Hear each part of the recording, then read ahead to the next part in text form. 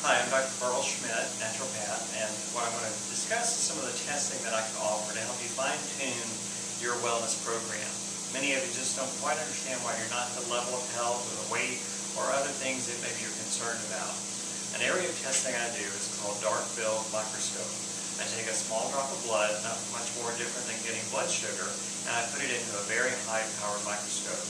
I'm able to see the quality of your red blood cells, your plasma, white blood cells, and various minute factors of blood chemistry are revealed visually to help me understand what you're dealing with and how to begin to work to improve your health. Another drop of blood is used on dry blood analysis. The dry blood analysis is useful in identifying such issues as heavy metal or chemical toxicity, inflammation or systemic stress, and other disorders such as glandular or hormonal problems. Also, fungus is an issue that we identify at a level in the dry blood analysis. Now, another area of testing deals with urine and saliva. Two primary things I use first with the urine and saliva deal with a device called quantitative fluid, or also known as biological terrain assessment.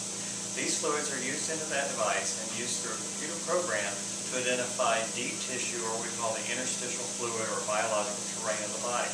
What we're looking for is minute differences that make your organs not work as well as they should, and what we can do to tweak and make your body spin like it's really made to do.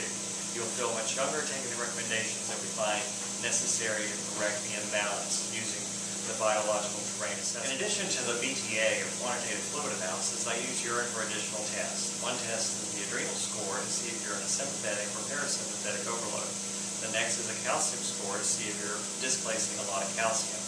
Another test is what's called leaky gut or malabsorption test, which can also be identified with other sensitive issues like digestive disorders like gluten or food allergies.